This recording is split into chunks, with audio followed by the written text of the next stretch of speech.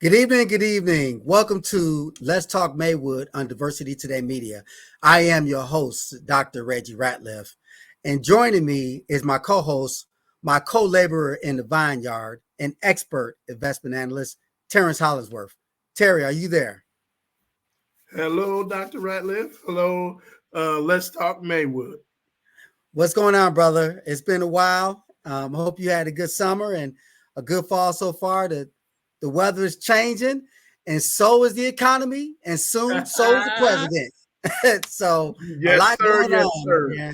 What's going on in your world? You've been traveling. What's been going Yeah, on? I had a real good summer. I got to go out to Alabama and Memphis for part of the summer. Nice. Spent another part of summer hiking in Colorado, Ooh, which was nice. yeah, it was good. I wanted to go to the incline, but I couldn't. It was wildfires on the way. They Oh, redirected me in a different way.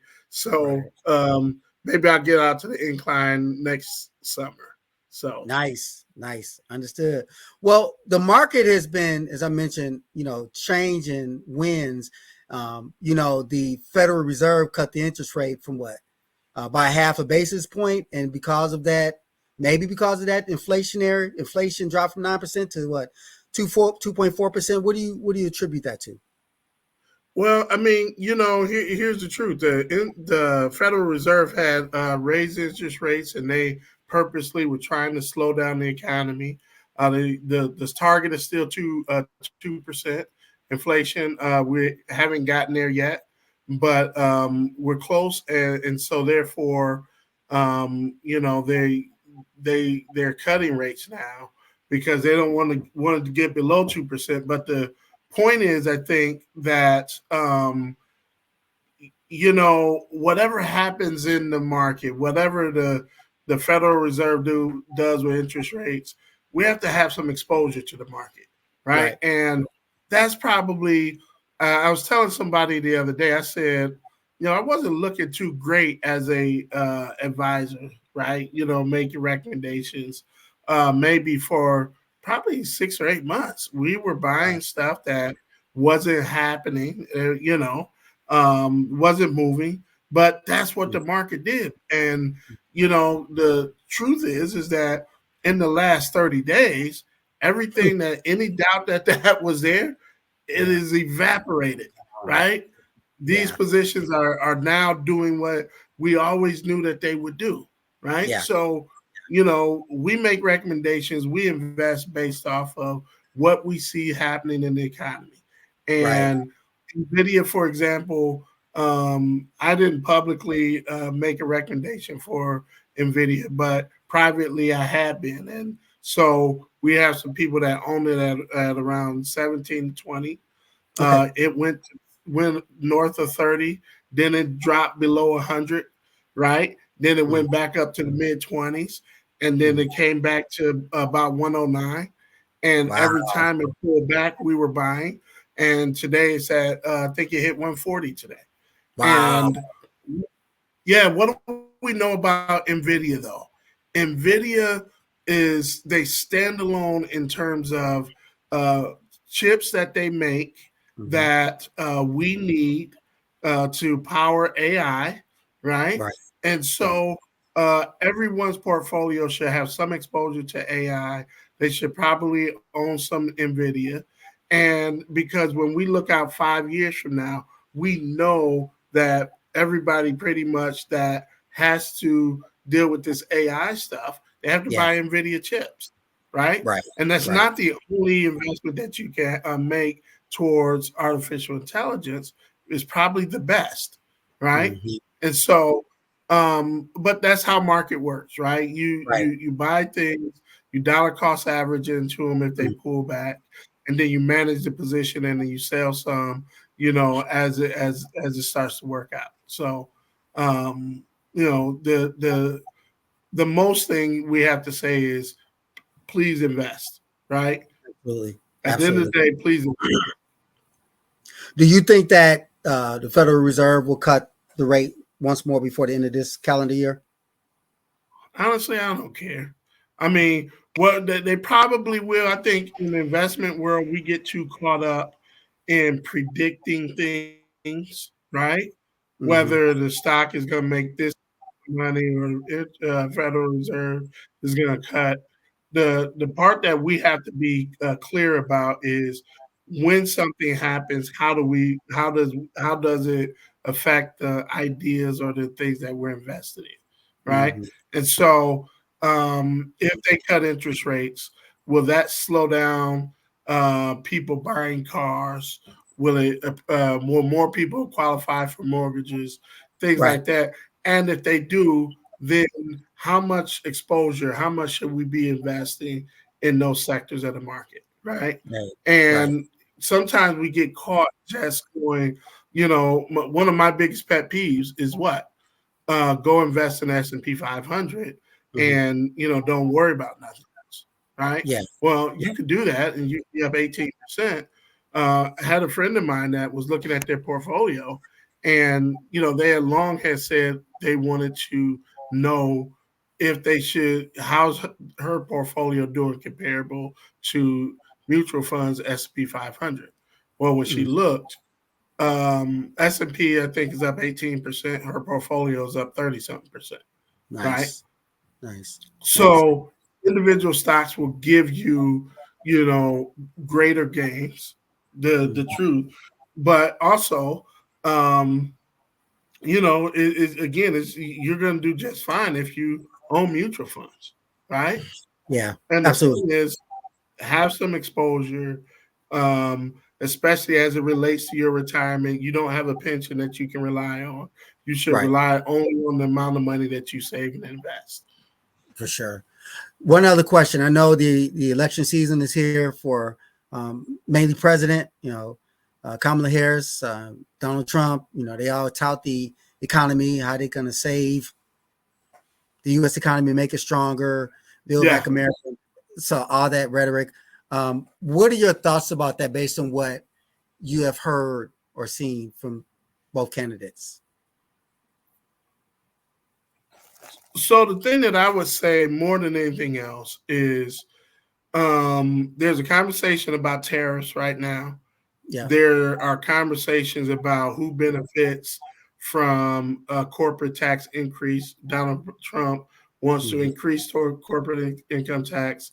Kamala Harris wants to I'm sorry, Donald She Trump wants to wants to decrease. decrease Mhm. the corporate income tax, Yeah. and Kamala wants to Kamala increase. Harris wants to increase them. Mhm. Yeah.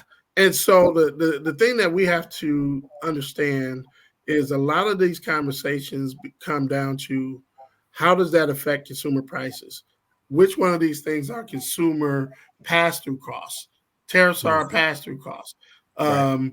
Corporate increases on taxes is a pass through cost. So Hmm. you may pay a vote to increase um, corporate tax, but will that show up in one or two ways?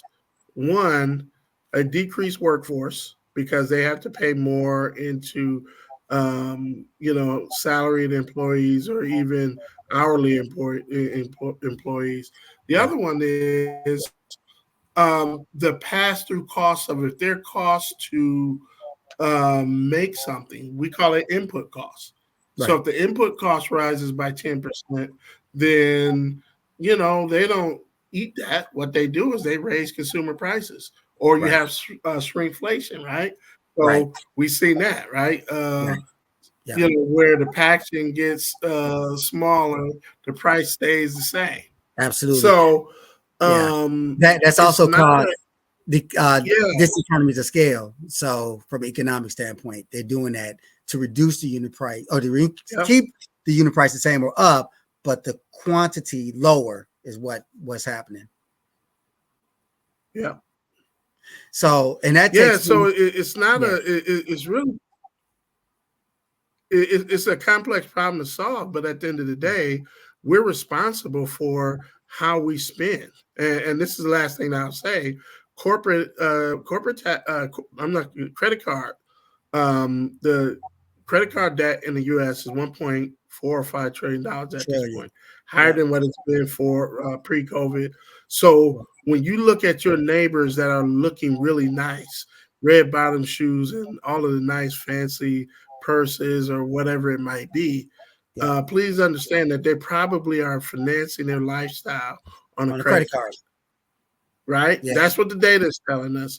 Yeah. And even more fearful that they're living their life, they're paying their bills and groceries and stuff For a credit card. on that credit card, and that's not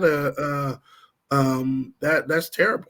And Yeah. so Yeah. um, we have to be personal about the way we think about money and how we spend it and what we deserve, right? Because sometimes there's a lot of conversation going. I work hard every day. I deserve this, Right. right? So Mm-hmm. um, I don't determine that for people, but how do you deal with the emergency situation that comes up? How do you deal with these actual life things that happen? And so, we just got to keep these things in the forefront, and do our best and invest, right? Yeah. And that's The and truth is, the way that we beat inflation. Go ahead. no, go ahead. Way we beat inflation. Go ahead.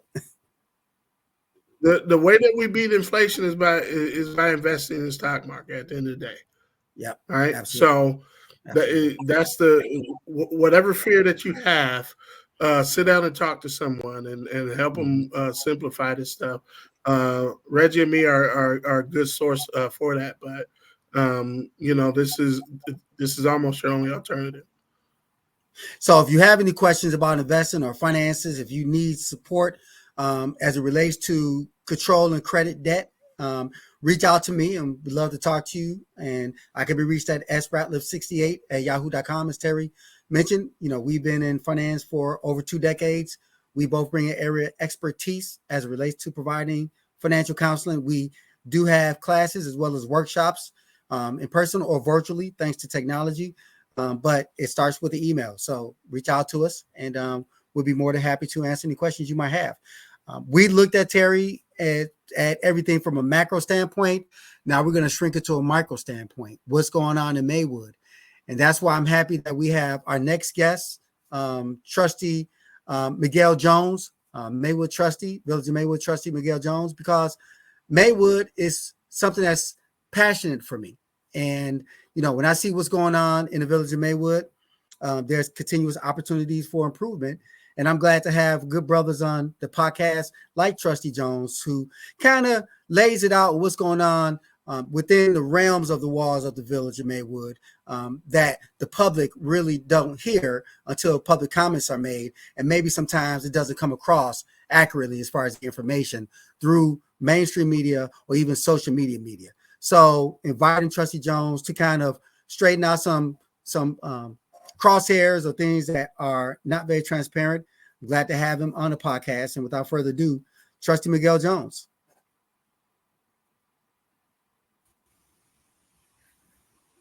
Good evening, Doctor. How you doing, Trustee Jons? Dr. Ratliff, thanks for having me. I'm doing well. How about you? Can't complain, man. Glad to have you on the podcast.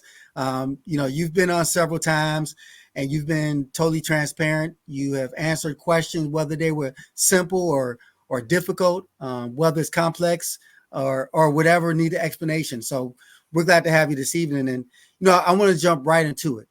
There's some hot button items that needs to be explained. And I'm glad you're here to explain. Let's talk about what's going on within the Village of Maywood from a summary standpoint. If you could kind of give us what the state of Maywood is from that level, then please, by all means, share the information with us. Yeah, so, I would say the state of Maywood is we are progressing. So, based on a lot of state and federal resources, we've been doing a lot of infrastructure improvement, a lot of purchasing of equipment and public safety vehicles. So, we're really proud of that. We just recently announced a $95 million investment for First Avenue, right in conjunction with the 290 Eisenhower Expressway. So that's going to alleviate a lot of traffic, improve some signaling, etc. We also received money for Washington Boulevard and the Prairie Path and a bunch of alleys in Maywood. And so, we're excited. We're moving forward, but there's still a lot of opportunities, right? A lot of vacant parcels still.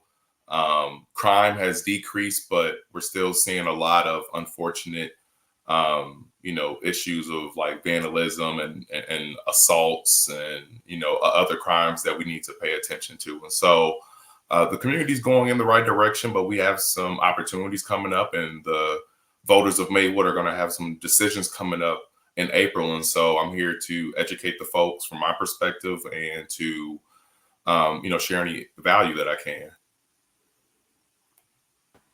Well, thank you very much for that start. And what I want to do is go right into, as you talked about, the elections that are coming up, and as it relates to the municipal government and the elections, and even more specifically from a more microcosm, the salary increases that would take place next term as it relates to the trustee positions and the village mayor position. Can you talk little bit about that as far as the dynamics of that and the vote that went forward and all that? Yeah, so absolutely. So just so everyone knows, there is a municipal election for mayor, village trustee at the municipal level, but also there's an election at the library, park district, township. There's a bunch of local elections. So I want to encourage everyone to participate.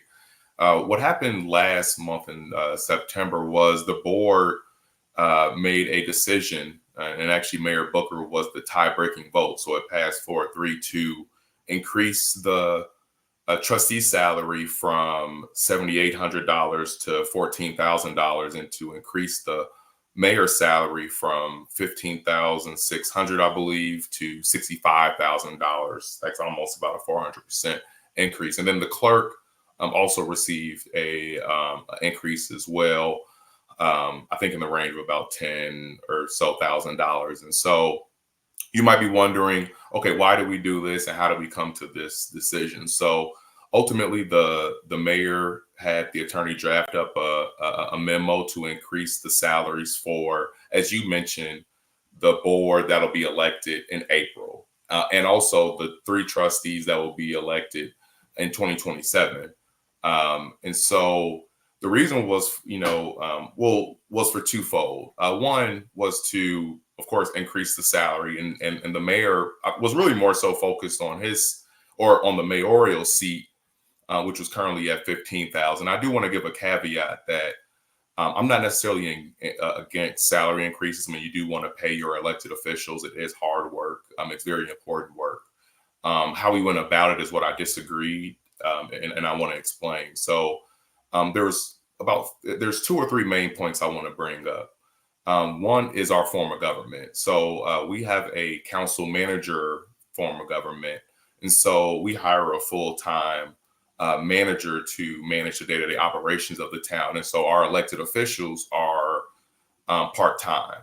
There's other form of governments like the city of Chicago, Bellwood, Broadview, Illinois, that are strong mayor forms of government, where those mayors make full-time salaries. But they also, have full-time responsibilities and day-to-day responsibilities in their role. And so one of the reasons why I didn't want to increase it that high is because I wanted to make sure the community understood that our roles are still part-time. And so the second reason to tie into that was based on the comps. Maywood will, in our next election, have the highest paid part-time mayor in the state, and likely one of the highest paid in the country, at $65,000 a year. And so I didn't think, compared to our neighbors that have similar forms of government, such as the village of Oak Park, the village of River Forest, Evanston, Illinois, Barrington, Elmhurst. Those are communities Westchester, that have council manager or village, manager forms of government, and that have part-time elected officials that serve on a board of trustees. And so I would rather align more so with those salaries. And then lastly, I would have preferred for a measure like that to go on the ballot for a referendum. Essentially the board is, responsible to the residents, and those are our bosses. And so I think a salary increase of that magnitude should have went to the residents, especially if, the mayor is going to be the tie-breaking vote.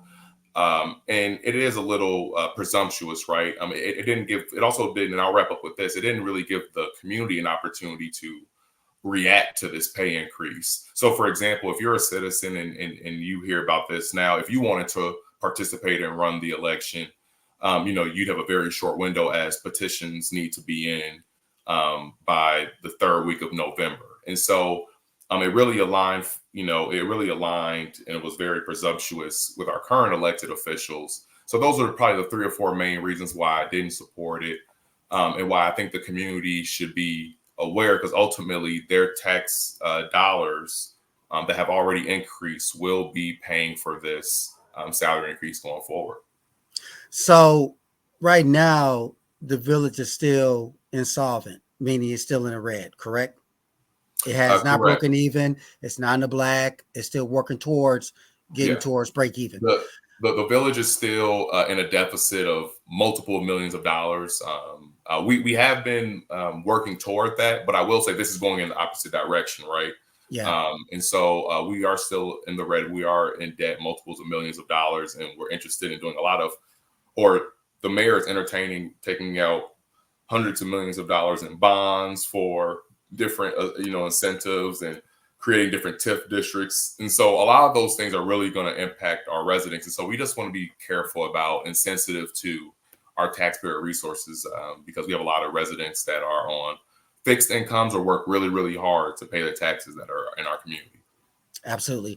And so with that being said, property taxes are high. A lot of people are overwhelmed with tax debt as it relates to property taxes, inclusive of having fixed income, some working 2 jobs, a lot of single parents out there. As you mentioned, that you're trying to, put some of these things in place as it relates to crime and, creating, employment for the village, increasing that, and just having a sustainable village. And when you think about the money that's coming in from the casino, I know it's coming in, but it's not going to turn Maywood into black overnight. So my question, Trustee Jons, is why didn't it go on the referendum? And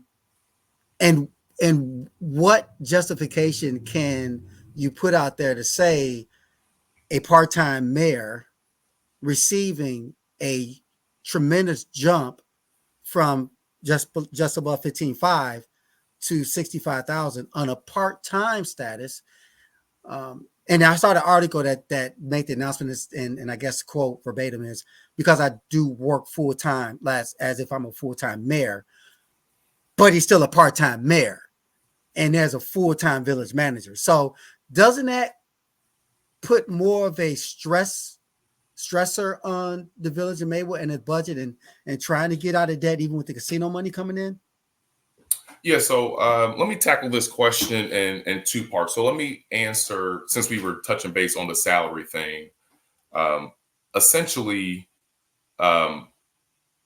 if the village is interested in having a full-time mayor, then we should put on the referendum that we like to change our form of government and let the voters decide on that. Otherwise, then we should subscribe to the form of government that we have. And, just from a historical perspective, Maywood at one point was a strong mayor form of government. We were that since we are a community at large. We decided to have a strong mayor. But right around the mid 1970s, there was a young mayor named James Pirelli, who was the mayor at the time, and ultimately clashed with the board, and really the community was really kind of just was out of control.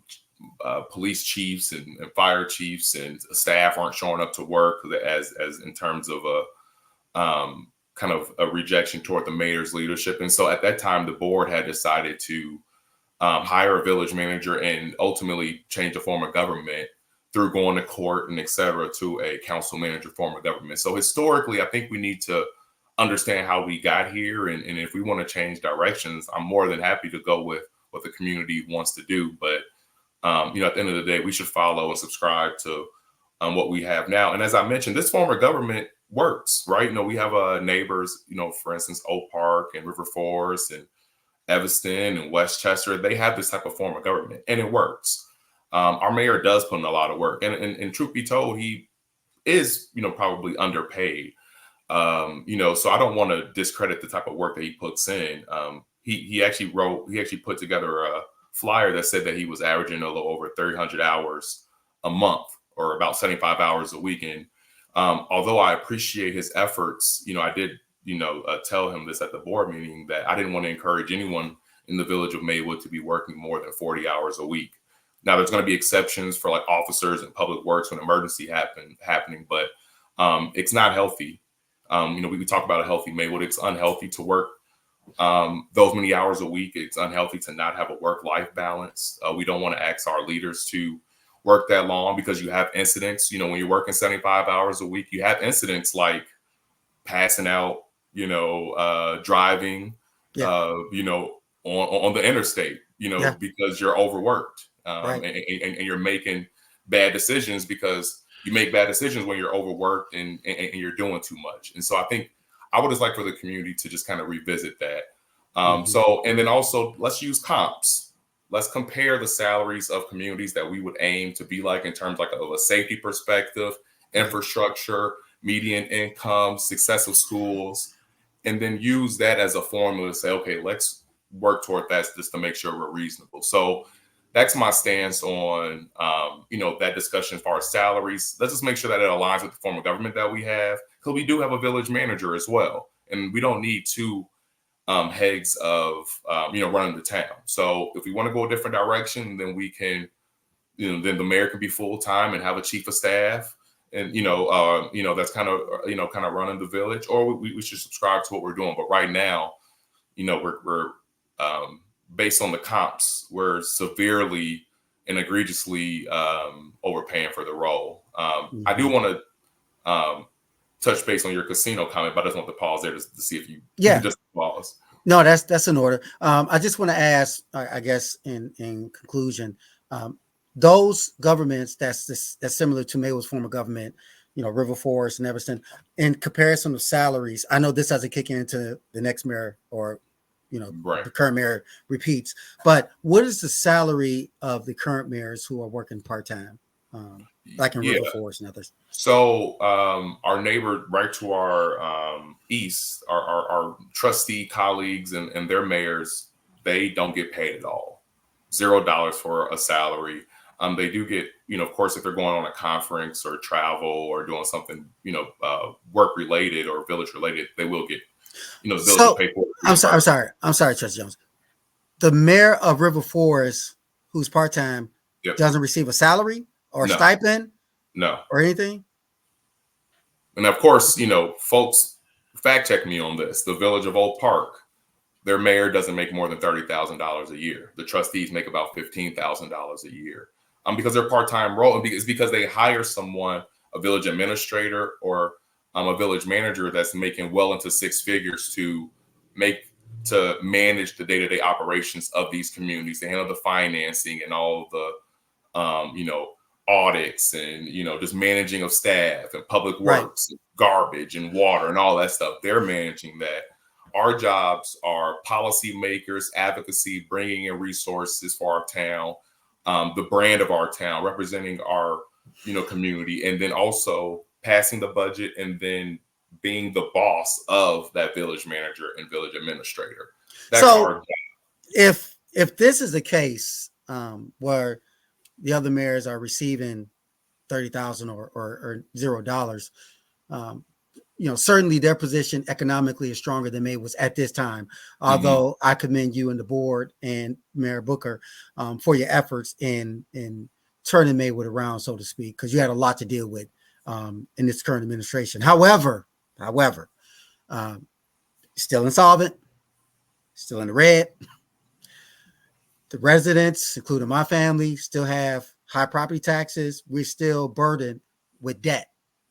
Yeah. How do we justify an increase even next election cycle? I Help me understand that in my Yeah. PhD knowledge in So, economics. and then, Dr. Ratliff, I think it's about, again, being reasonable. So you want to pay people a fair wage based on the market, right? So I'm not against salary increases, but you want to be reasonable. But to your point about Maywood, although I believe our community is improving, we're far from being brought back. We're far from being the community that we should be, right? A bunch of vacant parcels, where we're missing out on millions of dollars in sales taxes. Actually, a report just came out from Maria Pappas's office talking about how Maywood is in the top 10% in a bad way as far as communities that send out bills for property taxes, but we collect the least. We're collecting about, don't quote me, we're in the 80-some% range of the bills that we're sending out versus what we're collecting. So what that means is essentially we're working off less money than what we're billed. Although Maywood's property tax rate went down, our property taxes went up because our properties were reassessed and assessed really high. And so Maywood's most of Maywood's property owners are paying more money. And part of that is because, one, we're not collecting taxes on a lot of these vacant properties, and because these vacant properties aren't on the tax roll. For instance, First and Lake has been vacant for a really long time. And, like that area, is our, in terms of traffic, is our busiest street, First Avenue, which is also Interstate 171, Roosevelt Road, Lake Street, like those streets and those corridors, Fifth Avenue, we need to be getting sales taxes from that. Yeah. Our economy, we need to be hiring people at these, whether it be fast food restaurants or whether it be at these coffee shops or these bookstores or whatever open up. That's how you generate the economy that Maywood needs. And then maybe then would it be appropriate to pay someone the salary that our current board just passed? But we have to make up for a lot of issues. And sometimes when you've been kind of down in the rut, when you do see some wins, you start to be, you get excited. It's almost like people that win the lottery, they've never had it before, right? So you get overly excited. Right. Maywood didn't necessarily win the lottery. We won the scratch off, right? We got $20. That don't mean, okay, let me go, get a new car and this and that, right? We got to calm down. We've made some progress, but we're a long way to go. And our leaders need to remain humble, and they need to remain, really building coalitions, right? And so that's what I'm focused on, is kind of building coalitions, whether it be local coalitions with, I mentioned our neighbors of Reforest. We were just kayaking not too long ago with the youth. We just got finished bike riding. Right. We were in Maywood, and we did, some people did 6 miles, some people did 20 miles. We were riding all over the Proviso Township and, getting close to the Austin community, all through Oak Park, et cetera, building coalitions. I'm actually doing a trip with Mayor Katrina Thompson of Broadview next month. We're hosting about almost 20 Proviso Township folks. We're hosting a trip to Accra, Ghana for 8 days, and looking to build relationships there. So I'm all about, rebranding our community so people understand what it's about, so we can have that economic boom, and building relationships. And that's what I'm focused on. Nice. I like that. And that all sounds like something that could go in a strategic plan. Everything that you were talking about, the accomplishments that has taken place, the mile ahead in terms of planning. Isn't this all under a strategic plan that needs to be created and implemented by the board, by the village? So it won't seem like you're throwing darts and hoping it sticks. Yeah, absolutely. I believe strategic plans. I believe things like village manager reviews. There's a few things that you do, going over your budget on a quarterly basis. There's a few things that successful people do. They're intentional, right? They're planning, because, if you're not planning to win, you're essentially planning to fail. And so where we are as a strategic plan in the village, it's not clear to me. We do have a comprehensive plan, that kind of is a guiding light. But the village board, for the most part, has kind of avoided these type of strategic planning initiatives. From what I can tell, the majority in terms of our board, the culture is for the majority to kind of push things through. So they might have a strategic plan, but the village, in terms of the community itself, doesn't necessarily have a strategic plan. But we want to work on it.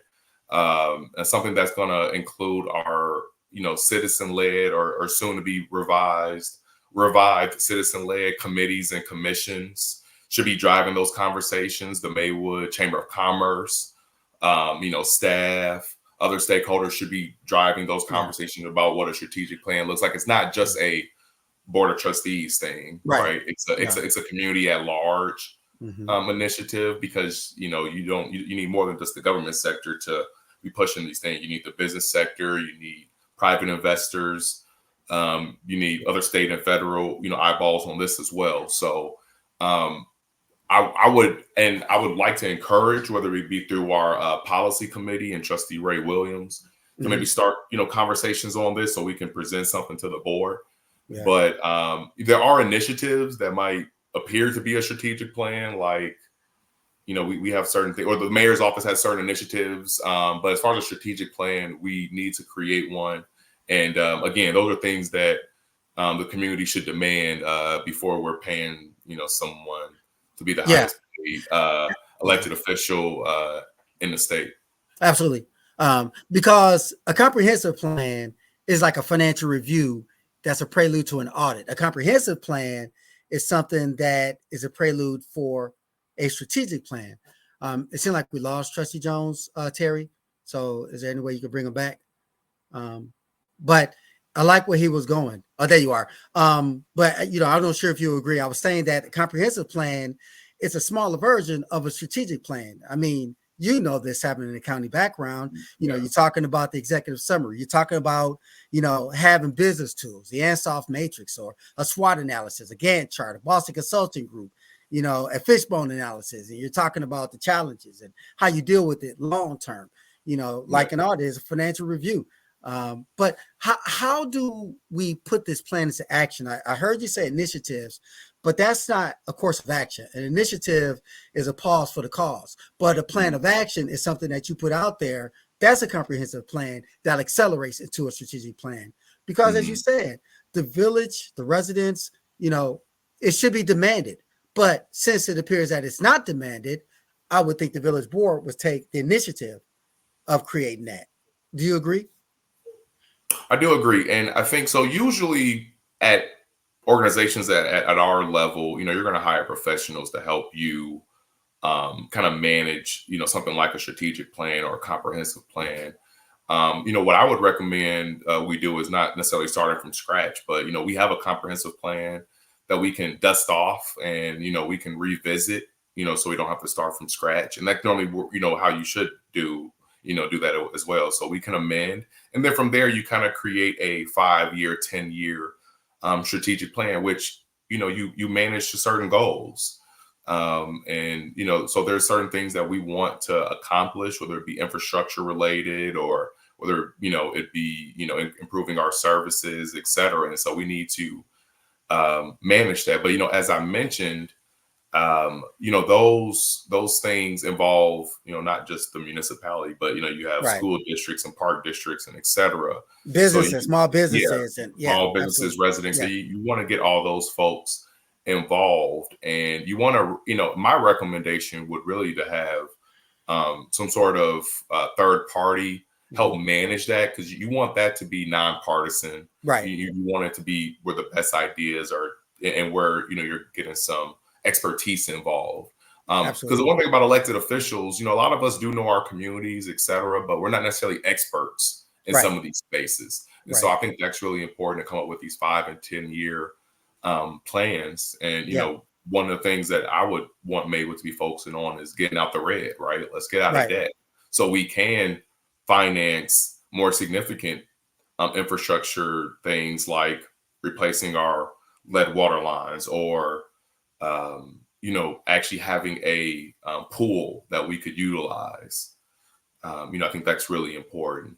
Or, other, actually having alleys that are not just asphalted over, but where we can actually have concrete alleys and alleys that consider the infrastructure underneath and water drainage and sewage and et cetera. And so those things set you up for, future success. Absolutely. And so that's what I'm talking, those are things that are important, and those things are happening, right? They're No happening. But we just want to make sure too that we don't look, again, we want to make sure that we're following the guidelines that are created for our community, right? Like, either, so whether that means we're in a council manager form of government or we're in a strong mayor form of government, I'm all with it. What I'm not for is a super mayor form of government, similar to what they have, in the South suburbs, where you have elected officials operating in a really in a fashion that is distasteful and chaotic and and quite frankly for the residents is really disgraceful, quite frankly. So those are the things that you want to limit. And I think when you start bringing money involved, especially in a community like Maywood, you just want to be sensitive to the fact that we do have residents that really struggle to pay their taxes. We have elected officials that don't even pay their property taxes on time. I'm just saying. And so you want to make sure that you're just being sensitive of the visual, right? Because other towns see this and they say, oh man, no question. And I know Maywood is a lot of work. I get it. But we need leaders that are living in their overflow.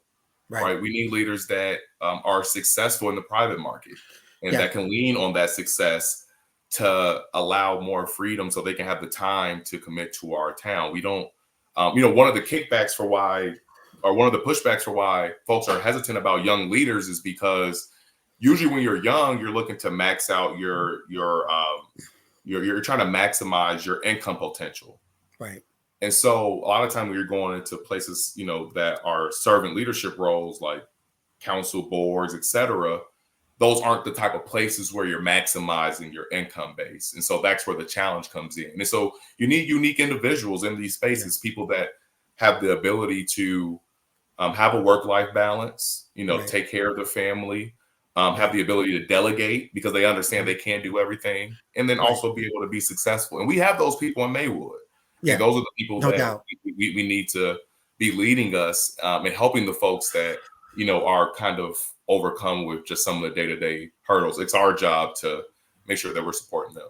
Because I would think, Trustee Jons, if the mayor, to his credit, is putting forth the effort, but if he has to work 60, 65, 70 hours, 75 hours a week, when you already have a full-time person, the village manager, there's something wrong. There's something inherently wrong with that picture if he has to invest that amount of time by his own choice, So does that mean the village manager isn't strong, or does that mean that the structure in place, the infrastructure is, is everybody's not doing what they're supposed to? We're disorganized. We're disorganized because we've had a lot of turnover. Maywood has probably had about 4 village managers. Since I've been around 5 years. That's not a good record. That's all, just under one a year. The other, in terms of how our role works too, is that we're not, in terms of making decisions, we have to have a quorum of trustees in order to make official decisions. Otherwise, we can only talk to one trustee at a time in terms of handling business. So what I take from that, if you're working 70, 75 hours a week, one, you probably I don't know if you have a job or, if you have time for a work-life balance. But the other thing is there's probably a lot of backdoor deals happening, right? There's probably a lot of, you're probably, I'm trying to figure out what you would be doing, right? Maybe you're talking to developers, maybe you're, maybe you're talking to other elected officials, which there is time for that. All mayors and elected officials, they're going to DC advocating, they're going to Springfield advocating. That is a part But don't they report role. that? Don't they report that? Isn't the mayor responsible for reporting what he or she is doing? No, they're not responsible for necessarily, recording what they're doing day to day. We're responsible for having board meetings and for voting on businesses, business, village business. But again, that's why, that salary increase was really big because the mayor isn't really responsible for a whole lot in our town. And so I think we either need to change our form of government so it aligns with if that's what the people want, or we should just kind of lean in, because there's a lot you do, right? I mean, even though, you know, the role isn't this full-time role, there's a lot that you can do. But essentially now, what I would sum up as doing, there's a lot of conversations that are probably happening behind the scenes that the community just doesn't know about. Right. And if it's working in our favor, maybe not. I just think, you know, based on Illinois' history with elected officials and, you know, backdoor deals and kickbacks and et cetera, you just want to be careful. And that's not, I'm not suggesting I know anything, because I don't. Right. But what I'm saying is that you just want to be careful, and you want to do the role that you're supposed to be doing. You don't want, especially when you're using public resources, right? Whether it be the village vehicle, whether it be the village's tax dollars, you want to be respectful, and you want to abide by the rules, transparent, and you know, and be transparent, and that's it. And so, as long as we're doing that, that's fine. And when we're not doing that, I just want to let the residents know what's going on and let them decide for themselves. So I'm going to say two things really quick, because I thank you for your transparency and explaining in detail. Taking a deeper dive on the issues that matter to the residents, because they talk about in mainstream media, social media as well. But two things come to mind. The monies that you receive from the casino, that's happening in perpetuity, which means it's going to happen on a regular basis. And then, you know, second, addressing the issues, the debt, you know, such as property taxes and things like that. And of course, the upcoming increase in income notwithstanding, that's why I continue to nudge about the importance of having a strategic plan to make it transparent and make it clear, and that the residents are informed. So I just want to put that out there, Trustee Jons, and get your thoughts in closing about that before we wrap up the show. So what are your thoughts about what I said in terms of that nature, really quickly? No, you're absolutely right. The village has opportunities to improve its financial base and our tax base, you know, across the board. Thankful to State Senator Kimberly Lightford for pushing that bill to where the Bally's Casino in Chicago, the village, is going to be getting a percentage of the net profit, and is getting a percentage. Now it's not super significant, maybe it's $10,000 or $15,000 a month, which is significant, but in terms of we have a $40-50 million budget, but that will pick up, as that casino moves, until its full or its permanent location. And so, we're going to be expecting, significant resources for that. And then that's where we're going to be able to, come up with some opportunities to finance more improvements and to invest in our town. But we do need a strategic plan. And so that's something, as the finance committee chair, I'll be looking to get the community up to speed on. We're still working on getting caught up on our audits. So we kind of know exactly from a financial audit perspective where we are. And, that's going to be my focus. But Dr. Ratliff, I did want to make one comment too that we had talked about offline that I want to bring up in terms of this, kind of going back to this salary thing. And, some residents saying or being concerned that the reason that I did or did not support it was because I'm interested in also running for mayor of the town. I would say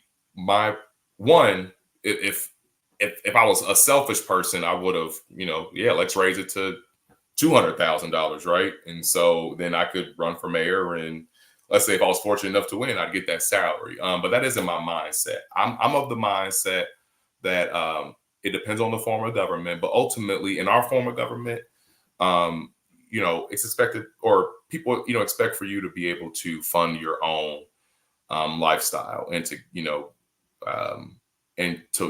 ultimately work part-time and to, serve the village part-time. So that's my philosophy. Even if I was running for mayor, I don't want the taxpayers paying that type of money, for part-time roles, right? I would want to be reasonable, and I would want to respect our tax dollars. So if it was for personal reasons, and if I didn't have a job, and if I was struggling, and maybe I would say hey, I'd say, hey, Mayor, I amended. Let's go to 200,000, right? Right. And then let me go out here and convince everybody to drop out and run, and let's get this money, right? You be But backdoor conversations and all that, getting ready. Right, yeah, of course, right? No, that's not the game plan. That doesn't move Maywood forward, right? And it doesn't improve our reputation amongst our neighbors, right? Yeah, because they read this too, and the community see that, right? Yeah, and so I care about Maywood's reputation, and so this conversation isn't necessarily to diss anyone that's sitting in these roles now, because again, it doesn't affect anyone in these roles now currently. It's about the next cycle. But again, I just want to be respectful of our taxpayers, the ones that have been there for a long time, the ones whose tax bills did go up. I don't want them to feel like we don't care, or that we didn't feel their pain, because a lot of people, it's a struggle out here. Even though those home values went up, but when home values go up, so do the property taxes, and so we want to just be thoughtful of that. And so I just want to clarify that for anyone that was wondering why I decided not to vote against that or whatever. If I wanted to be the mayor, and if I wanted to maximize the compensation, I ought to upped it to whatever. But I do want to give those trustees credit who did approve that, so the residents know. So Trustee Sanchez, Trustee Williams, Trustee Lightford, and Mayor Booker, you guys do deserve the credit for increasing those salaries so significantly. And so I want to make it the I'm going to say, being from Maywood, somebody who's passionate about Maywood, somebody who did my master thesis and my dissertation about Maywood, is still engaged with Maywood, even here from the DMV, justify that increase is all I'm going to say. So you got the vote, to the four of you, put into action. I know you started to move towards that direction. However, it's not justified yet. So for others who speak for us, like myself, justify that. So, there's no hate, no knocking, or whatever you want to call in your mindset, you got to justify that joint. So if you got that pay increase, justify it. Reduce the property taxes, increase employment, decrease crime, increase the sales revenue. Whatever it is that's in need, the resources, like you said, the Frankhampton pool, I always call it the pool, improve that or replace it, whatever. When you start money coming in, don't just spend it, plan it, strategic plan, put together that strategic plan so you can make it transparent so anyone can see it. So that's what I want to see. That's my call for action to justify that salary increase, even in the next cycle. So I commend you for being objective, Trustee Jones, but I still say justify it so this won't be a topic of conversation any longer as the next cycle rolls in, by those of us who love Maywood, who have been part of Maywood for over 5 decades and some even longer. So that's all I'll say about that. Absolutely. Yeah, and I think we substantiated by doing our homework, right? Bringing comps, bringing comparables, hours worked. That's great, but I'm cautious for enabling the idea that I want anyone working 300 hours for this, or that's what success means. We have very smart people in our town. We need to delegate. We need to empower. We need to. This needs to be a grassroots effort to bring this town back. Because we don't need a hero in Maywood. We need catalysts of change. We need folks that are just going to be servant leaders, heavy on the servant leaders, right? People that we need smart people. We need team players, and so that's how we move forward. Is by doing the work, but also engaging the residents. And so what I'm going to be doing is engaging the residents on making sure that their voices are heard. And before we can get to April, we have an election in November. And so I want to encourage everyone to participate. There's a lot on the line in this election. And, there's going to be history accomplished no matter what happens. And so I want to encourage everyone to participate and to cast your vote, and and to come up with a plan to vote and bring somebody with you. And then after that, I'm going to be encouraging the residents to vote too, and not just to talk about the mayor, but as I mentioned, that vote to pass those salaries, the mayor was a tie-breaking vote. That means the trustees were split 3-3, and so it's also important to understand the trustees are very important. And that should be the conversation of the April 2025 election, is what we want the board to look like. Right. Let's have a board vision, because again, the meeting is called the Board of Trustees. Right. It's not called the Board of Village President or Mayor. And there's a Right. reason for that, right? And it's because those trustees, there's 6 of them. And it used to be back in the day that you had different kind of zones, and, Right. the community was based on, Yeah. wards and et cetera. Yeah. And so that's how important that was, right? And you had all that representation coming up, and then you'd have the village president or the mayor chairing that. Right. And now we've kind of lost focus a little bit and kind of changed it to like this strong person type of thing. And that's kind of what we're seeing in other forms, right? And some people want that type of leadership. And so my thought is, let's bring it to the residents about what they want. But ultimately, my leadership style is servant leadership, delegating, true democracy, Right. having people that want to serve, that are capable. And when people feel like they were involved in the decisions to move forward, they care more. Inclusion. So we want people to Absolutely. actually care. When And they're equity. a part of the solution, they care more. When they feel like there's someone forcing the solution, they don't kind of care more. Like, if I know someone's going to pick up after me, I'll throw trash outside. Right. Because I know someone's going to clean up after me. When I'm bought in and I know, hey, I got to, I'm responsible for that, or I know my neighbor's going to have to do it, I'm less likely to do it. I know my neighbor has to do it, or I'm going to have to do it. So I'm less, so I just use that analogy as to say, let's get engaged. Let's get excited. Nothing in life worth having happens when you have lukewarm enthusiasm. So shout out to my Omega friends, for that quote, but it's true. So let's get some enthusiasm. Let's get excited. Let's get engaged, and let's make some decisions that benefit our communities. I would like to add, Trustee Jons, let's increase that voting turnout in November. Absolutely. As well as next April. So I want to give you an opportunity. We said a lot. We talked for almost an hour, but it was very substantial. It was substance and not just rhetoric. So I want to give you the floor, if you have another minute or two, to share any closing thoughts with your constituents. Yeah, I would share with Maywoodians that I'm proud of the direction that our community is going in, but I definitely want to let you know that I know that there's a lot more to be desired, and there's a lot more work to be done. And so that's my job, is to be transparent with you all about things that need to be done, and to get your input and to bring those inputs to the board.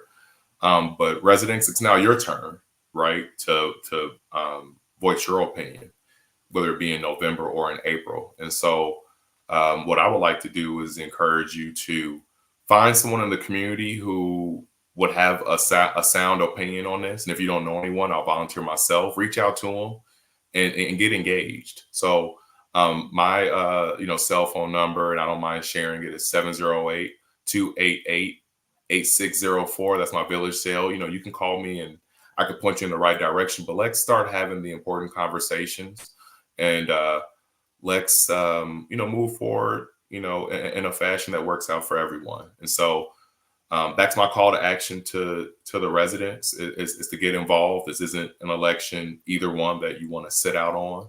And it's not just about whether it be the president or the mayor of a town. Focus on your your board members, whether it be trustees, and also focus on those other races as well, judges, and other things that are state representatives and et cetera. So do your homework, be intentional, and let people know that you're not afraid for your voice to be heard, and you will be heard, because that's important. Because ultimately the fix is in terms of our communities. Black and brown communities will be the majority in about 10 or 20 years. And so there is a intentional effort to have you feel like this system isn't going to work for you, because it's intentional, because the country's changing, right? And so it's really important for us to lean in now, right, and take advantage of it. The communities, the 4 largest cities in America are run by Black people. There's a lot of immigration happening. There's a lot of Black and brown people coming in America. And this is our time to advocate for what we want and to play the game the right way. So it's one thing to get your presidential candidate in, but focus on Congress, right? Focus on, building what needs to be necessary and learning from, what we should have taken away from the presidency of Barack Obama, and what we could do to make sure we set up the next, president, whoever you're voting for. You also have to have a Congress, and the same thing for, a mayor or a board. You got to have a strong board. If you want a strong board, you got to vote them in. It's not just one person. So I would say that's the mission is let's get educated. Lean on me if you need to, but let's get educated and let's make our voices heard. Absolutely. Well said, Trustee Jons, and you hit the nail on the head. November is critical. We look at the other races, not just the presidential race, looking at the congressional, elections, the Senate elections, and, of course, other seats that are fighting for cross country and high impacts, Maywood locally. So I definitely appreciate you coming on again and sharing knowledge with the constituents. And, we pray for continued improvement in the village of Maywood. And we thank people like yourself, a leader in the community and a pillar for the community that's doing your work and doing your due diligence and, just showing us that you really truly love your village and care about our well-being. So thank you again, Trustee Jons. And with that said, I encourage you to vote. The election is right around the corner. It's a matter of weeks from here, weeks from today. Today is October 17th. It's right around the corner. Early voting is taking place in some states, and take advantage of that. But most importantly, vote. Regardless of who is for, vote. And our voter turnaround amongst African Americans is very low, and so we need to improve that to show that we care. And until then, spread the word. If you need to give a ride to someone, a senior citizen, or a young person who's voting for the first time, get out there and vote and get engaged and get active, especially in the village of Maywood. We need everybody. Grassroots is what's going to grow the community. And with that, that concludes our podcast. Tune in next time for our next guest. And until then, be safe. Continue to pray for your village and for our country. God bless you and good night.